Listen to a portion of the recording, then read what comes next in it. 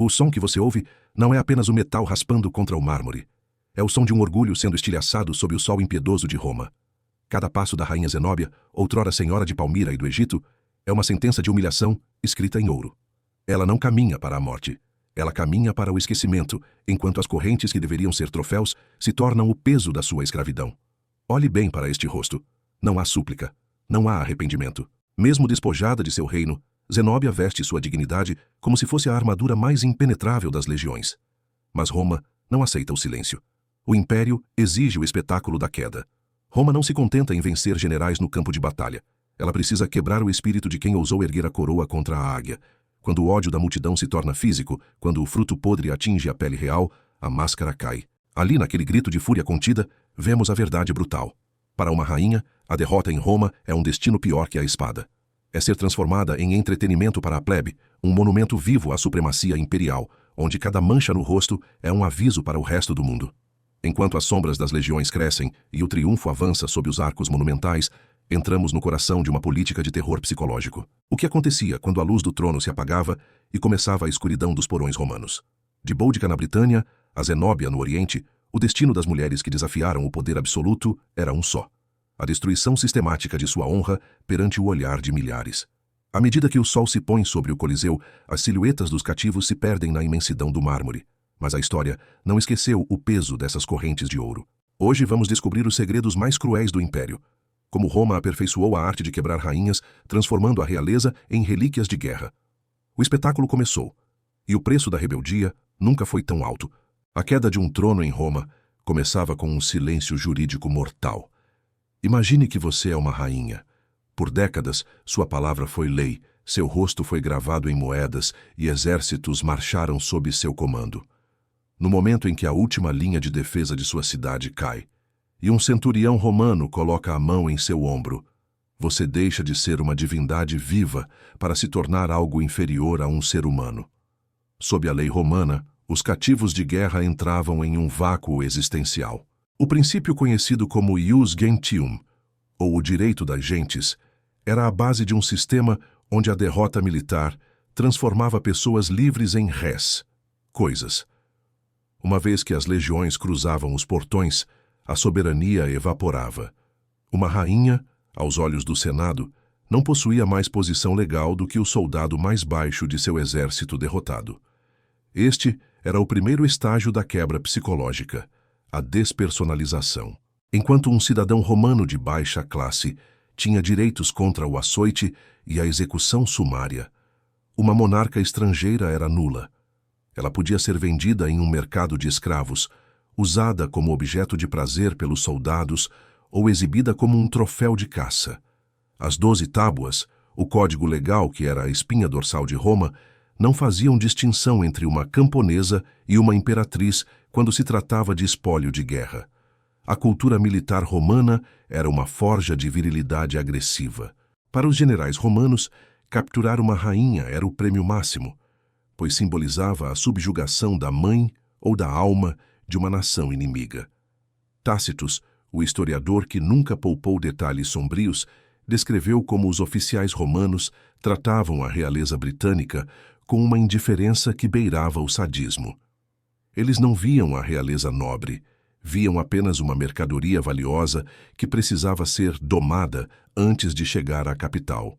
Essa mentalidade permitia que atrocidades fossem cometidas sob o pretexto de manutenção da ordem. O triunfo romano era onde essa filosofia atingia seu clímax teatral. Não pense no triunfo apenas como um desfile de vitória. Pense nele como uma execução pública da reputação de um povo. O percurso de quase 4 quilômetros era um corredor polonês de humilhação. Para uma rainha como Zenóbia, que passou anos governando o sofisticado Império de Palmira, ser forçada a caminhar a pé, sob o sol escaldante, cercada pelo cheiro fétido da plebe romana, era uma tortura que o aço não poderia replicar.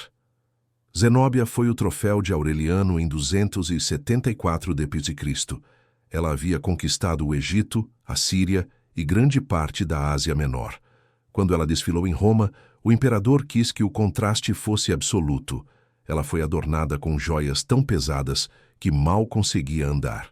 O ouro que outrora simbolizava sua riqueza e independência, agora era fundido em correntes maciças. Guardas precisavam sustentar os elos para que ela não caísse. A mensagem era clara. A riqueza do Oriente agora servia apenas para acorrentar seus donos aos pés de Roma. A multidão romana, alimentada por séculos de propaganda de superioridade, não via em Zenóbia uma igual. Eles viam uma mulher bárbara que ousou desafiar a ordem natural do mundo. Enquanto ela passava, os espectadores jogavam frutas podres, lixo e insultos. A dignidade que ela tentava manter, de cabeça erguida e olhar fixo no horizonte, era apenas mais um motivo para a zombaria dos cidadãos. Roma não queria apenas o seu território. Roma queria que o mundo visse que, diante da águia, até os deuses estrangeiros se ajoelhavam em correntes de ouro. Mas o destino de Zenóbia foi, de certa forma, misericordioso se comparado ao de Boudica, a rainha dos Iceni. No ano 60 d.C., a Britânia era uma província instável.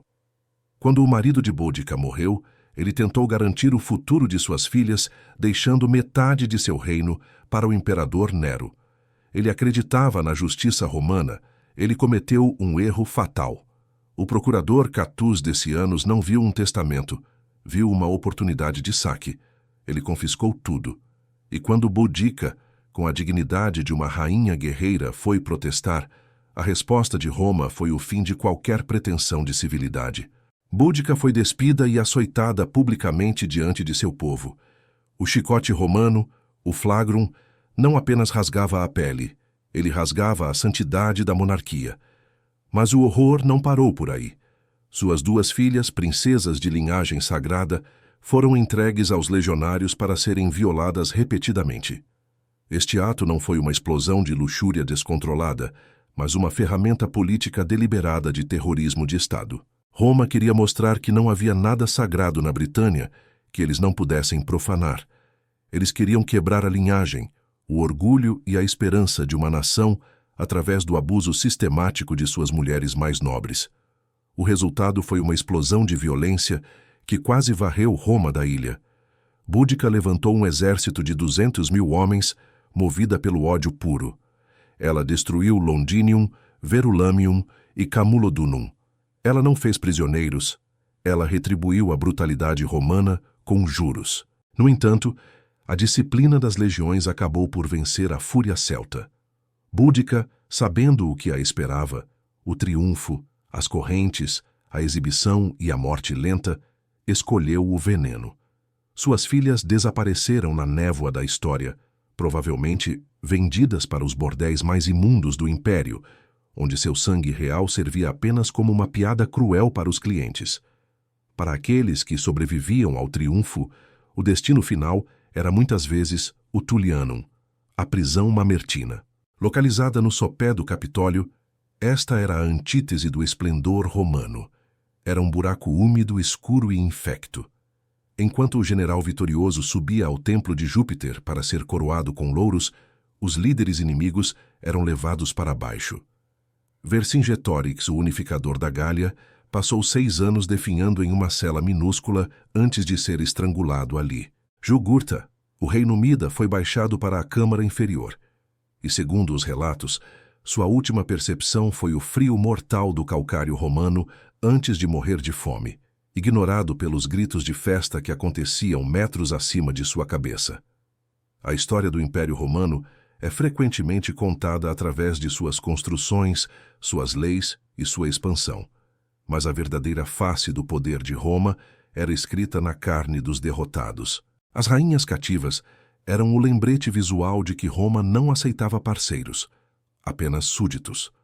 A humilhação de Zenóbia, o açoitamento de Boudica e a execução de tantos outros governantes não eram excessos de generais cruéis, mas peças fundamentais de uma engrenagem de dominação psicológica que durou 1000 anos.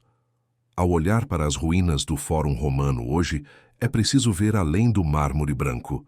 É preciso ouvir o tilintar das correntes de ouro e os gritos sufocados nas câmaras subterrâneas. Roma construiu sua eternidade sobre a dignidade roubada de rainhas que, em seus momentos finais, descobriram que a única coisa que os romanos respeitavam mais que o ouro era a submissão total. Se esta jornada pelos aspectos mais sombrios do poder romano tocou você, não esqueça de se inscrever.